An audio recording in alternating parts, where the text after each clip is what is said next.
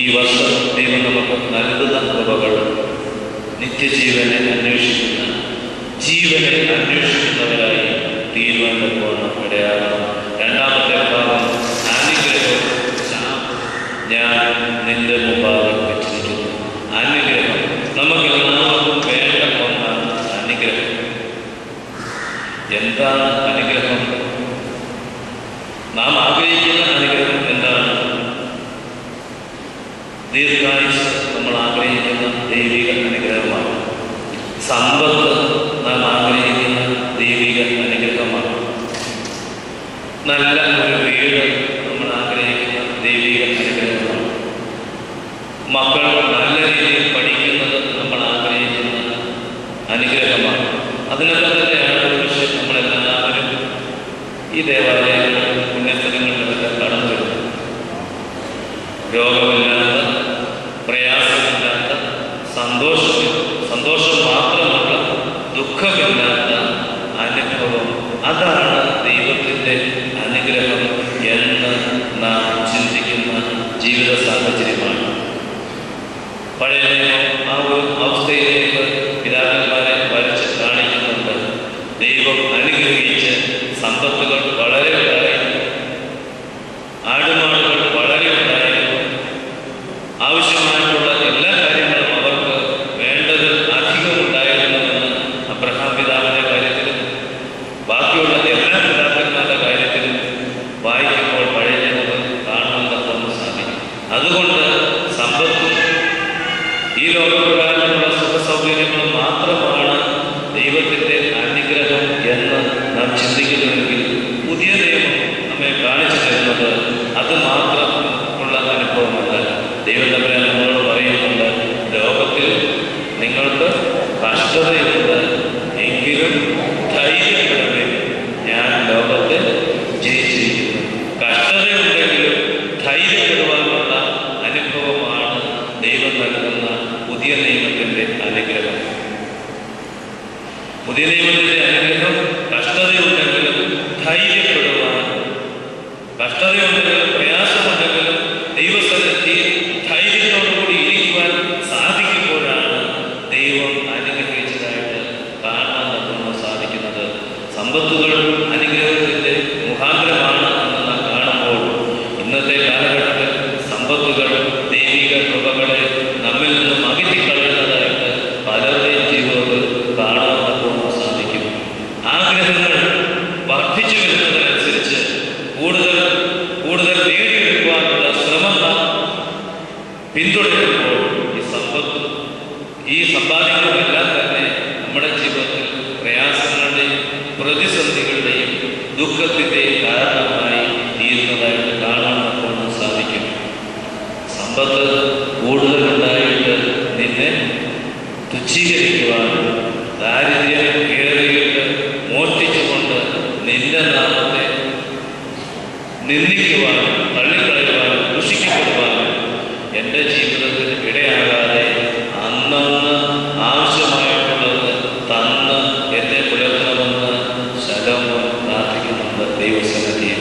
സമ്പത്ത് കൂടിയിട്ട് ദൈവത്തെ തള്ളിപ്പറയുന്ന, തുച്ഛീകരിക്കുന്ന അവസ്ഥയിലേക്ക് മാറാതെയും, ദാരിദ്ര്യം കൂടി മോഷ്ടിക്കുവാൻ ഇടയായിട്ട് ദൈവത്തിൻ്റെ നാമം ദൂഷിക്കപ്പെടുവാൻ ഇടയാകാതെ ഇരിക്കുവാൻ വേണ്ടി അന്നന്ന് ആവശ്യമായിട്ടുള്ളതിനെ എനിക്ക് നൽകണമെന്ന് ജ്ഞാനിയായ ശലോമോൻ പ്രാർത്ഥിക്കുന്നുണ്ട്. നമ്മുടെ പ്രാർത്ഥന ആ രീതിയിലാണ്. ഇന്ന് ഈ ദേവാലയത്തിൽ ആയിരിക്കുമ്പോൾ നമ്മുടെ മനസ്സിലെ പ്രാർത്ഥന അതായിരിക്കും. അതോ നമ്മുടെ ജീവിതത്തിൽ നാം ആഗ്രഹിക്കുന്ന കാര്യങ്ങൾ നേടിയെടുക്കുവാനുള്ള ഭാഗ്യം തരണമേ, അല്ലെങ്കിൽ കുറവുകൂടാതെ തരണമേ എന്നുള്ള പ്രാർത്ഥനയാണ്. അനുഗ്രഹം ദൈവത്തിൻ്റെ ദാനമാണ്. ദൈവം തന്നെ സ്നേഹിക്കുന്നവർക്ക് കണ്ണു കണ്ടിട്ടില്ല, ചെവി കേട്ടിട്ടില്ല, യാതൊരു ഹൃദയത്തിൽ തോന്നിയിട്ടുമില്ല എന്ന് പൗലോസ്ലീഹ ഓർമ്മിപ്പിക്കുന്നുണ്ട് കൊരിന്ത്യർ ലേഖനത്തിൽ. ഈ ലോകത്തിൽ ദൈവം തന്നെ സ്നേഹിക്കുന്നവർക്ക് നൽകുന്നത് കണ്ണ് കണ്ടിട്ടില്ല, ചെവി കേട്ടിട്ടില്ല, യാതൊരു ഹൃദയത്തിലും തോന്നിയിട്ടില്ല. ആരെ സ്നേഹിക്കുന്നവർക്ക്? ദൈവത്തെ സ്നേഹിക്കും. അങ്ങനെയുള്ളവർക്ക് ദൈവം നൽകുന്നതാണ് അനുഗ്രഹം, ദൈവികമായിട്ടുള്ള കൃപകൾ. ബാറേ എന്ന് നമുക്ക് പരിചയമുള്ള പദമാണ്. വിശുദ്ധ കുർബാനയിൽ അത് ഉപയോഗിക്കുന്നതാണ്. ആ പദമാണ് അനുഗ്രഹത്തിന് വേണ്ടി പഴയ നിയമത്തിൽ ഉപയോഗിച്ചിരിക്കുന്നത്. ബറാഖ് എന്ന വാക്കാണ് അതിൻ്റെ ഹീബ്രു പദം, അനുഗ്രഹിക്കുന്ന അനുഭവം. പക്ഷേ അനുഗ്രഹം വേണമെങ്കിൽ ദൈവം തമ്പുരാൻ ഇവിടെ കണ്ടീഷൻ പറയുന്നുണ്ട്, മോശയോട് പറയുന്നുണ്ട്.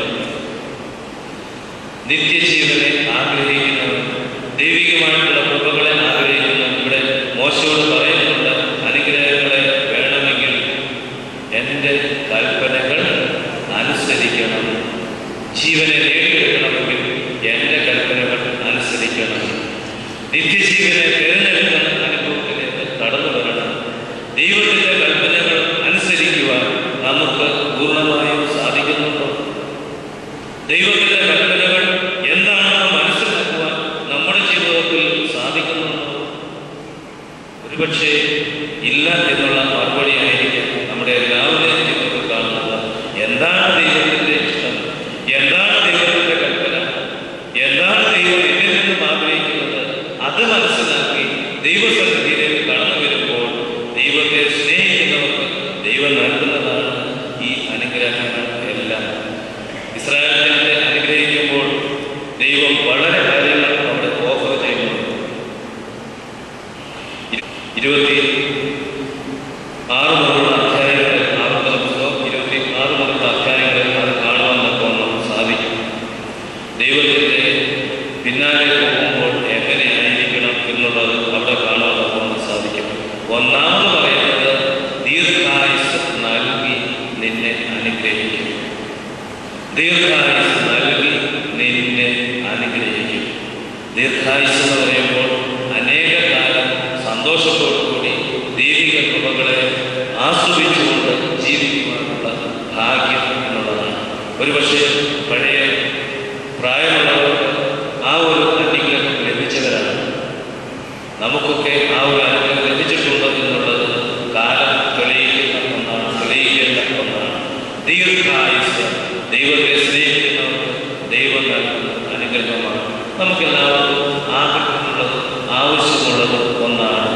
ഞാൻ ആദ്യം സൂചിപ്പിച്ചത്, ഇന്ന് നീ മരിക്കുമെന്ന് ഞാൻ ഇവിടെ നിന്നുകൊണ്ട് നിങ്ങളോട് പറഞ്ഞു കഴിഞ്ഞാൽ, അല്ലെങ്കിൽ ഒരു വ്യക്തിയുടെ മുഖത്ത് നോക്കി പറഞ്ഞു കഴിഞ്ഞാൽ അവിടെ നമുക്ക് പേടിയുണ്ടാകും, പ്രയാസമുണ്ടാകും.